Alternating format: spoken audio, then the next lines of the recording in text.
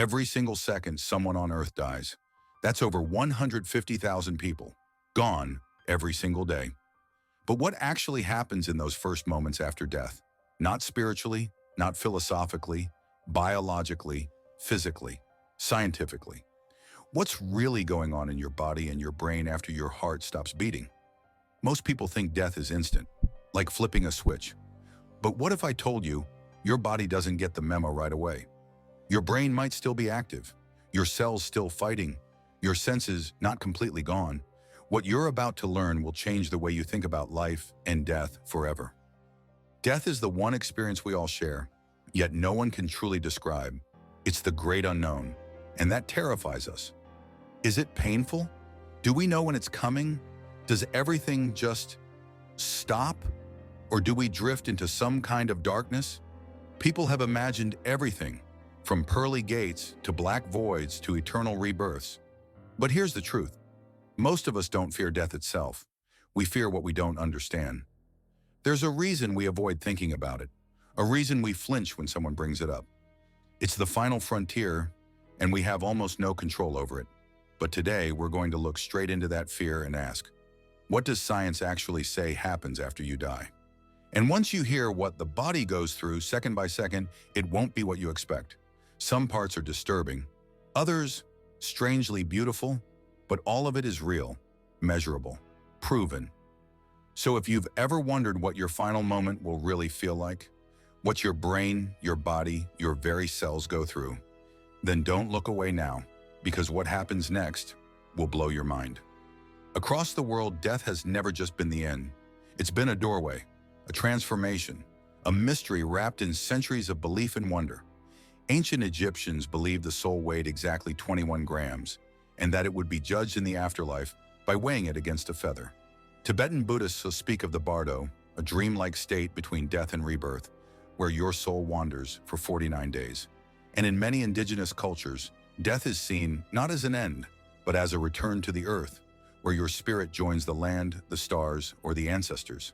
But then there's science, cold, precise, relentless in its search for truth. From a biological standpoint, the moment your heart stops, oxygen is cut off from your brain. Within 20 seconds, you're clinically dead.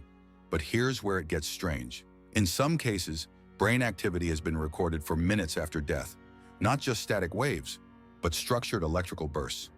As if the brain is doing something, processing something. Could this be where the idea of the light at the end of the tunnel comes from? Near-death experiences report eerily similar phenomena across cultures. The feeling of floating, a sense of peace, seeing deceased loved ones, or traveling through a tunnel of light. Hallucinations? Maybe. But some scientists suggest it's the brain's last electrical storm, a surge of DMT or a final flood of consciousness.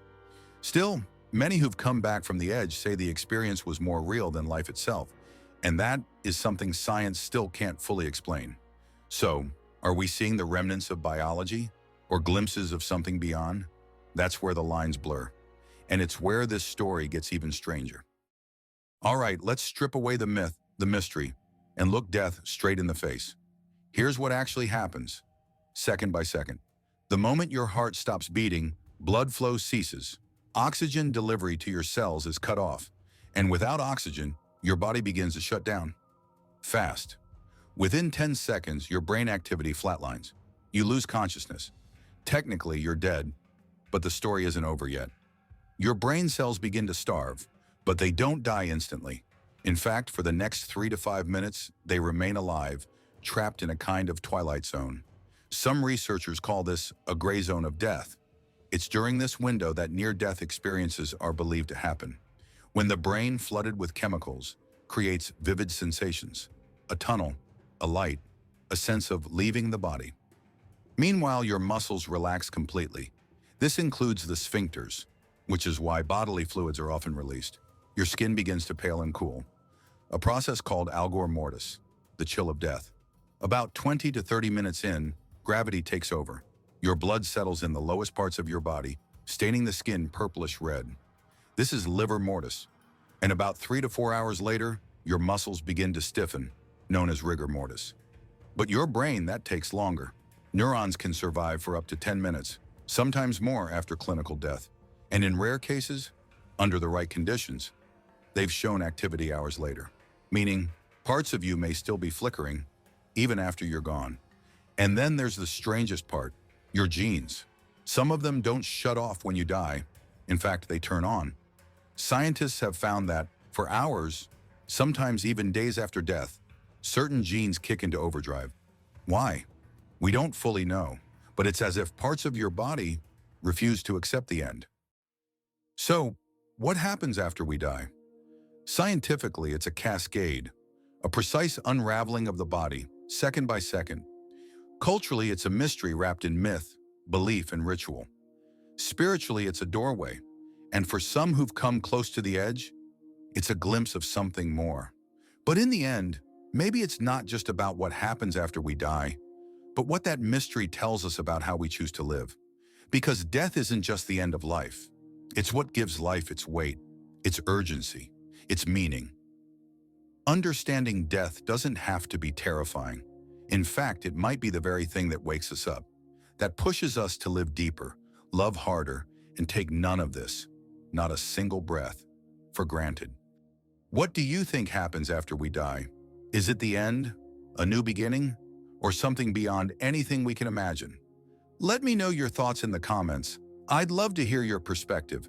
If this video got you thinking, hit the like button, and don't forget to subscribe so you don't miss what's coming next. And if you're curious about the science and mysteries behind how our minds and bodies work, watch this next video right here. You won't believe what we found.